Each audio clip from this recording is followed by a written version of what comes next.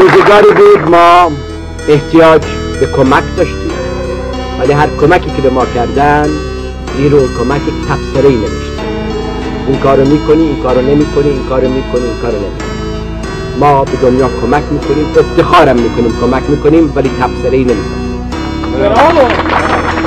شما جوانان کاری که باید بکنید علم فرنگ رو به دست بیارید، همونطوری که غرب علم ما رو هزارها سال پیش به دست آورد و به اونجا رسید. شما الان اون علم رو به دست بیارید که ما نه 1000 سال بعد، 10 سال بعد به اون مقام. اگر امریکایی ها اربابان من بودن، بنده اینجا چیکار میکردم الان؟ تمام نخست وزیرانی که قبل از من بودن و بعد از من بودن، کدامشون اینجا تهران؟